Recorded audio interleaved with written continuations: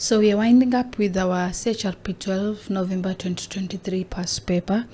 This is our last question, question 6, A, which says Resourc used a normal curve in data analysis. Evaluate the features of the curve. And we said, I think there's a whole lesson we covered about the normal curve, which is also called a bell curve. So a normal curve is also known as a bell curve, which is characterized by, number one, symmetrical. It's symmetrical. That means the normal curve is perfectly symmetrical around its mean. And it looks like, maybe I can draw it for you. Sorry, my pen is really failing me. Let me adjust it.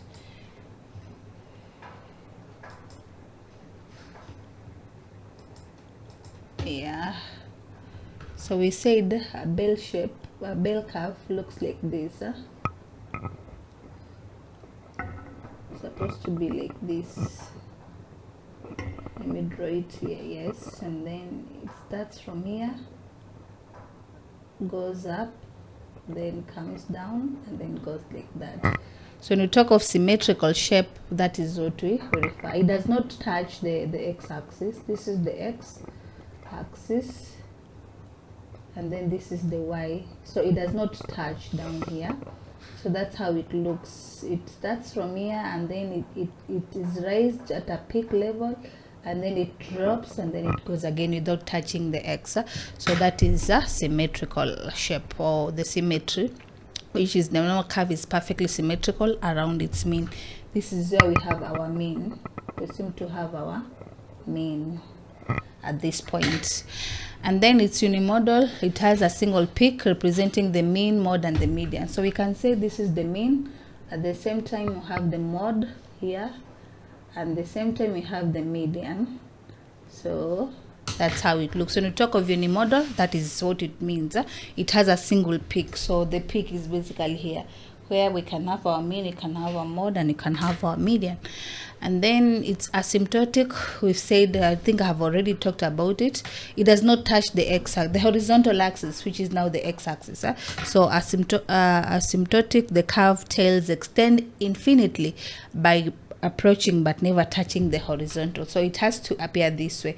So ensure that when you're drawing your curve, it does not touch the horizontal. This is the horizontal axis, and the horizontal axis is always there. Is always, my pen is really failing me. Yeah, this is the horizontal axis, and the horizontal axis is normally the x-axis. As you can see, I'm trying to redraw so that you'll be able to see what I'm trying to say. And then the mean, mode, and the median equality. These three measures of central tendency are equal in normal distribution. So if the values in the distribution are equal, basically you get to see that the measures of central tendency, the mean, mode, and median are equal. That is what it means. And then you have standard deviation.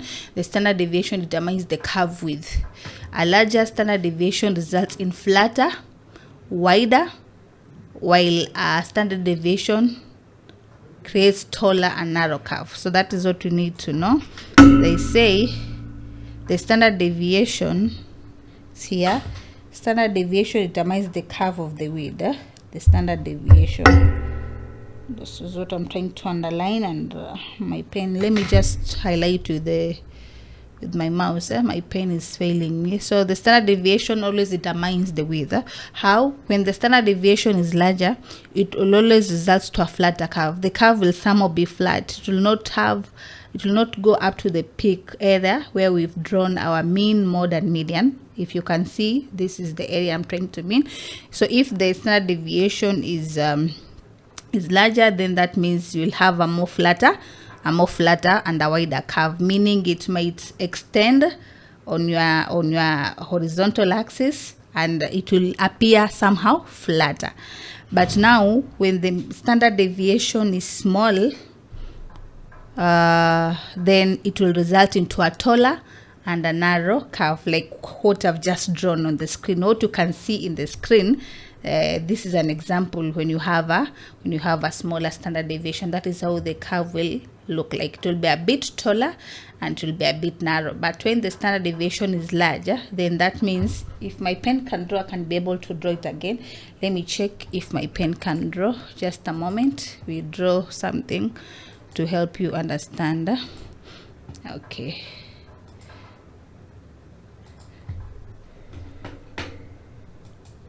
So when you have a larger standard deviation, I want some space. Yeah, how the curve will look like, it will look like this. Let me try draw here. Once again, my pen is letting me down, but let me try again. You see if you can be able to draw. Let me see if I can be able to draw.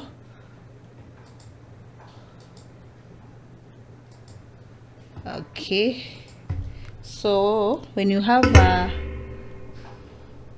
larger SD, or to call standard deviation, this is how the curve will look like. Yes, so you'll have a more flatter curve. Remember, I've said does not touch the horizontal axis. So this is how the curve will look like. So you can see the difference between this curve and the first one that I've drawn. This one is a bit narrow because it has extended to the horizontal axis, and then it's somehow flat. So when the standard deviation is large, this is how the curve will look like, with very flat curve and somehow broader. But when the standard deviation is smaller, this is how it will appear. When the standard deviation is smaller, this is how it appears. I want us to go back to our first diagram.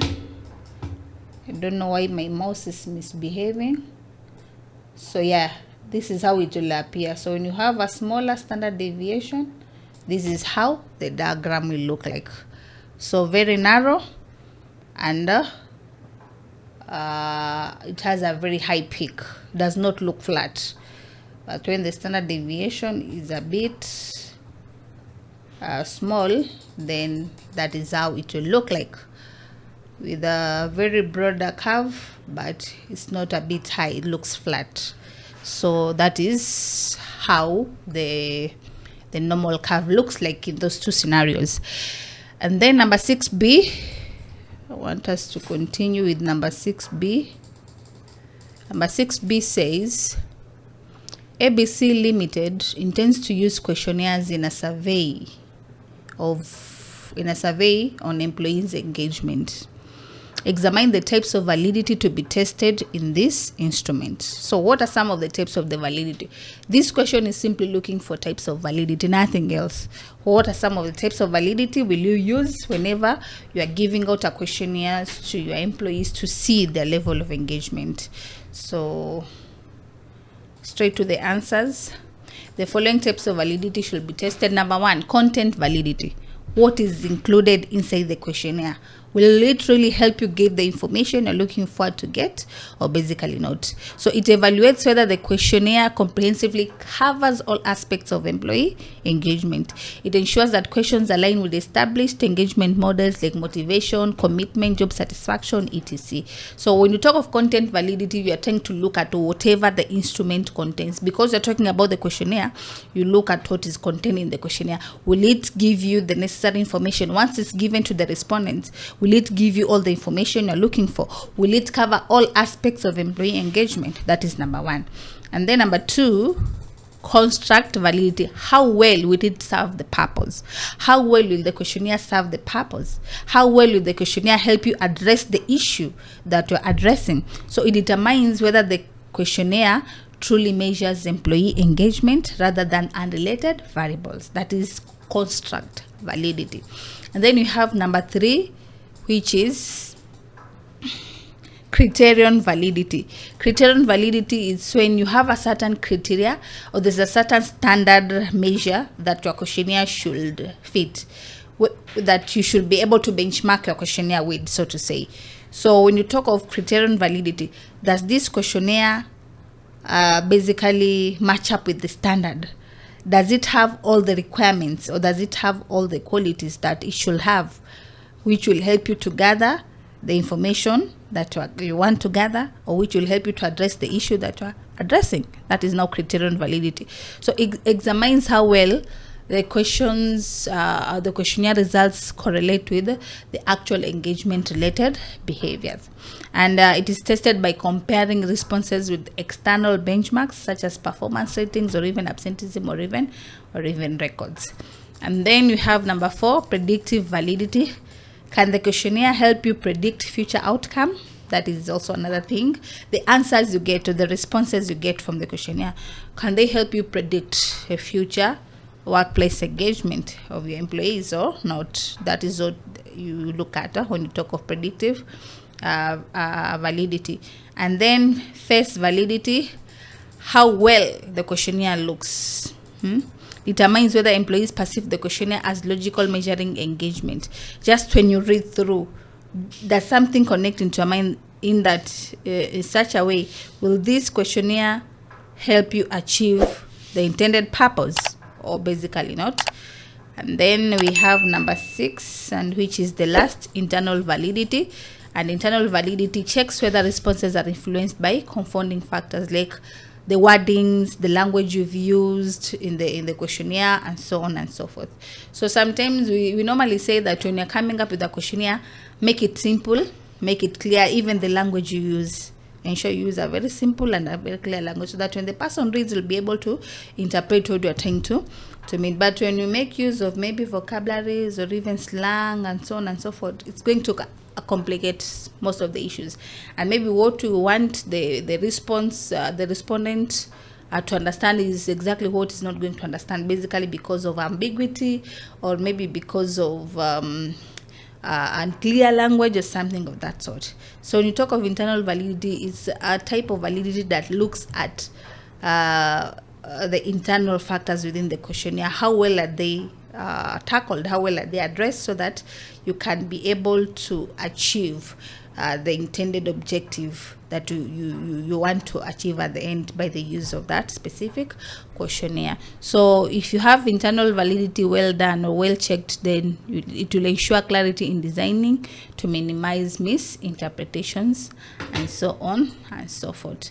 And that marks the end of our revision session for our CHRP 12 past paper of November 2023. Thank you, and we'll meet in another session. Bye. So if you like this video, you can always enroll with us. You'll be able to access more of these revision sessions, and also you'll be able to find well done lectures or pre-recorded videos for all the KASNEB courses as well as CHRP. And in case of anything, you can always reach us out. We have our contact details on the screen. Feel free to call, feel free to WhatsApp anytime. So thank you, and let's meet in our next session.